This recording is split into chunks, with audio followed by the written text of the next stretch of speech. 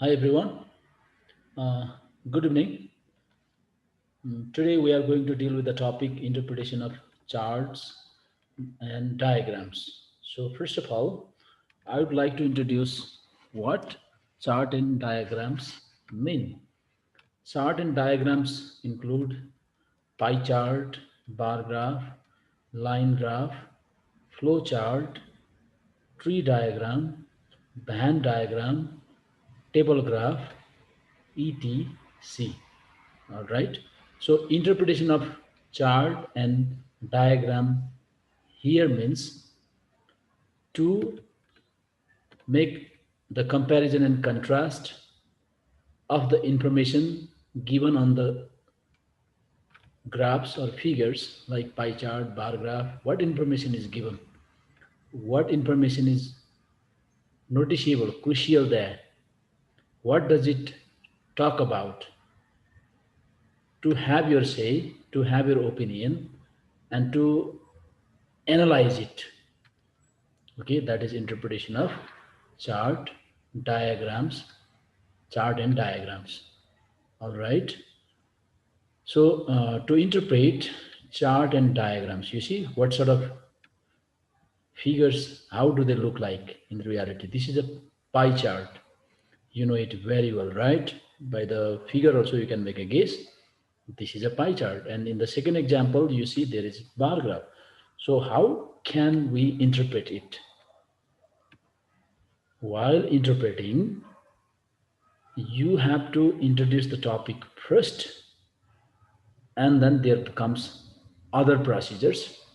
I would let you know. But when you interpret a pie chart or a graph or the information given there, all you need to do is you have to play with the information. You need to play with the information. For example, in the second figure in the bar graph, it talks about probability of cancer, right? And it talks about the age group, the people between 50 to 64 and the people between 60 to 75, 65 to 75 years. So what is the possibility of getting cancer in that age? The bar graph talks about this information. Now while interpreting, all you need to do is to make comparison and contrast of the information given there, to talk about the information given there, what are the changes you saw in the information there, what is the crucial information provided there. These things you have to talk in the interpretation of figures or interpretation of graphs. So see further what else comes in graphs and figures. I'm sorry, let me go back to the previous slide. It's taking a little bit time, just wait. Okay, here comes line graph. This is an example of line graph, and here is tree diagram, right? So these are some of the examples of the figures you saw here: pie chart, bar graph, then line graph, T diagram, band diagram. These are the graphs and figures. So you guys have to interpret it. And in SE examination, it covers 5 marks. Okay, it comes under the guided writing topic, which covered 5 marks. You are maybe asked to interpret any one of them, but mostly in the examination, it is asked to interpret pie chart and bar graph. Mostly those two type of graphs or figures are asked in the examination, but sometimes some the question may go beyond expectation and you are maybe asked to interpret a tree diagram. You are maybe asked to interpret a line graph. So you have to get ready to answer all those types of graphs or interpret all those types of figure. So here you go, how to interpret and how does it look like, or what is the skeleton of interpreting chart and graphs or figures. Here you go. We need to develop 3 paragraphs as we did it when we write an essay. Okay, we have to develop 3 paragraphs as we write in an essay. And they are introduction paragraph, body paragraph, and conclusion paragraph. Let me repeat one more time. Introduction paragraph, body paragraph, and conclusion paragraph. Okay, here you check introduction paragraph, body paragraph, and conclusion paragraph. So what comes under introduction paragraph? In introduction paragraph, you just introduce the topic by writing what the figure is, and by writing what does the figure talks about, or what is it all about.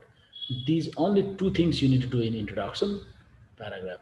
Similarly, in body paragraph or body paragraphs, you can create one body paragraph or more than one body paragraph, two body paragraphs. It's up to you how many body paragraphs you create. That is why I have written S in the inverted. So on body paragraph, you give the information on the figure one by one. You do not miss any information. And secondly, all you need to do is you have to make a comparison and contrast of the information given there. That's all you are required to do. And in conclusion paragraph, you have to give the most noticeable information or most important information. Then you can conclude your interpretation of chart, graphs, and figure. So this is all for today. So I'll be going on detail in the coming slides, and I'll be adding on the same deck the rest of the slides. Furthermore, after you watch this video, please find the instruction in the Google Classroom, and all you have to do is you have to reflect what you understood from this recording, what you understood on the topic interpretation of chart, graphs, and figures. You got me? All you need to do is you have to reflect your idea, what you understood. And how are you going to reflect? Simply make a comment, a private comment in the Google Classroom where I post this recording. Are you clear, everyone? All right. Thank you so much. See you tomorrow in the class for those students who are coming in the odd group, and see you tomorrow in the class for those students who are day after tomorrow in the class, those who are coming in the even group. Bye bye everyone. Good night for now. Thank you for listening.